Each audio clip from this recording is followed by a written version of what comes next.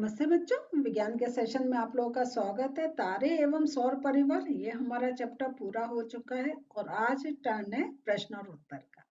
तो आज का पहला प्रश्न है, आप बताइए निम्नलिखित में से कौन सौर परिवार का सदस्य नहीं है? पहचान लिया? चलिए, क्या है? तारामंडल। Very good. निम्नलिखित में से कौन सूर्य का ग्रह नहीं है?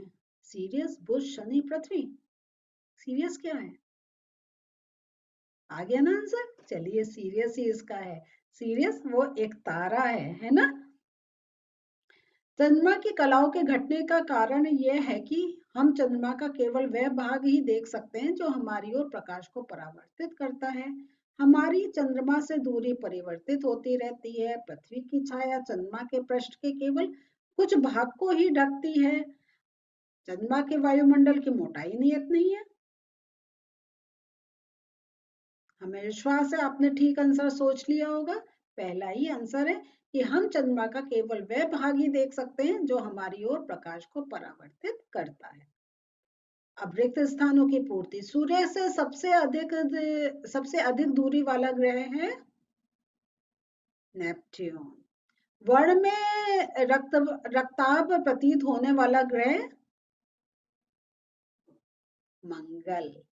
तारों के ऐसे समूह जो कोई पैटर्न बनाता है, क्या कहते हैं उनको?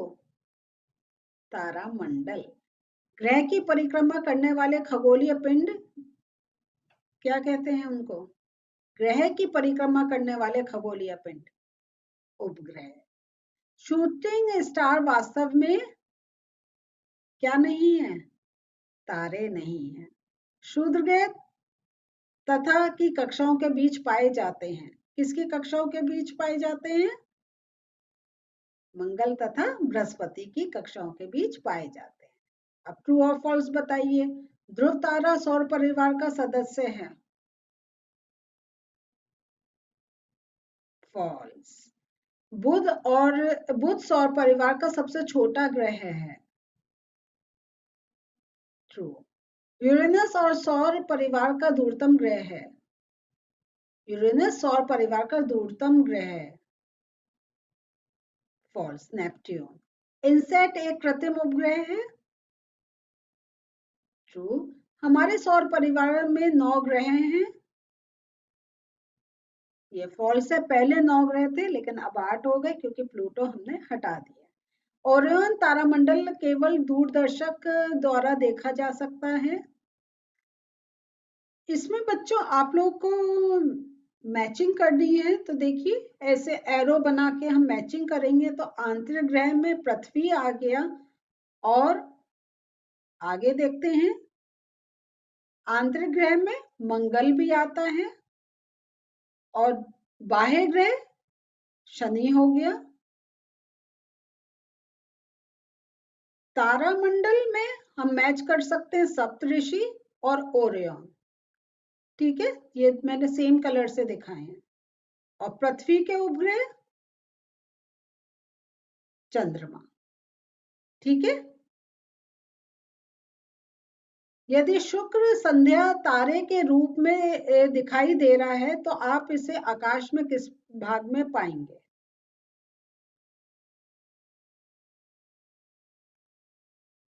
शुक्र सूर्यास्त के बाद दिखाई देता है, यही कारण है कि इसे संध्या तारा कहा जाता है। यह पश्चिम क्षितिज में दिखाई देता है। सौर परिवार में सबसे बड़े ग्रह का नाम लिखिए। बृहस्पति सौर मंडल का सबसे बड़ा ग्रह है।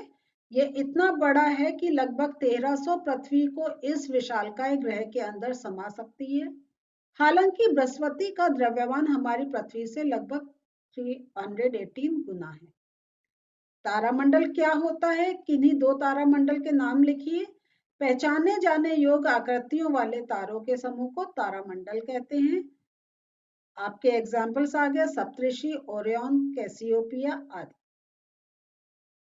सप्तऋषि तथा ओरियन तारामंडल के प्रमुख तारों को आपेक्षिक स्थितियां दर्शाने के लिए आरेख खींचिए। तो आप सप्तऋषि का इस प्रकार बना सकते हैं, ठीक है, और ओरियन आप इस प्रकार बना सकते हैं। तो इसकी मैंने पिक्चर दिखा दी है, तो आप प्रैक्टिस कर लीजिएगा। व्याख्या कीजिए कि सप्तऋषि की सहायता से ध्रुव तारे की स्थिति ज्ञात कैसे करेंगे। सप्तऋषि के अंत के 2 सितारों को देखें, इन तारों से गुजर। नेक्स्ट प्रश्न होता है, व्याख्या कीजिए कि सप्तऋषि की सहायता से ध्रुव तारे की स्थिति आप कैसे ज्ञात करेंगे। तो सप्तऋषि के अंत में 2 सितारे को देखें, इन तारों से गुजरने वाली एक सीधी रेखा की कल्पना कीजिए। देखिए जैसे ये है, इस काल्पनिक रेखा को उत्तर दिशा की ओर बढ़ाएं। ये रेखा एक तारे को दर्शाएगी जो बहुत चमक रहा है और ये ध्रुव तारा होगा। क्या आकाश में सारे तारे गति करते हैं? व्याख्या कीजिए। सभी तारे आकाश में पूर्व से पश्चिम की तरफ गति करते हैं। वास्तव में ध्रुव तारा एक ऐसा तारा है जो पृथ्वी के अक्ष की दिशा में स्थित है। यह गति करता प्रतीत नहीं होता है। ग्रहों के अतिरिक्त सौर परिवार के अन्य 2 सदस्यों के नाम लिखिए। धूमकेतु, सूर्य और उल्का। तारों के बीच की दूरियों को प्रकाश वर्ष में क्यों व्यक्त करते हैं? इस कथन से क्या तात्पर्य है? कोई तारा आकाश से 8 प्रकाश वर्ष दूर है। तो तारे पृथ्वी से लाखों किलोमीटर की दूरी पर होते हैं। इस प्रकार इन बड़ी दूरी को प्रकाश वर्ष में व्यक्त किया जा सकता है। एक प्रकाश वर्ष एक वर्ष में प्रकाश द्वारा तय की गई दूरी है। एक प्रकाश वर्ष जो है वो इतने के बराबर होता है। यदि कोई तारा पृथ्वी से 8 प्रकाश वर्ष दूर है तो इसका यह अर्थ हुआ कि 8 वर्ष प्रकाश द्वारा 8 वर्षों में यात्रा करने में लगने वाला समय, तो ये आप जब कैलकुलेट करेंगे तो इतना आपको मिलेगा। बृहस्पति की त्रिज्या पृथ्वी की 11 गुनी है। बृहस्पति तथा के आयनों का अनुपात परिकलित कीजिए। बृहस्पति में कितनी पृथ्वियां समा सकती हैं?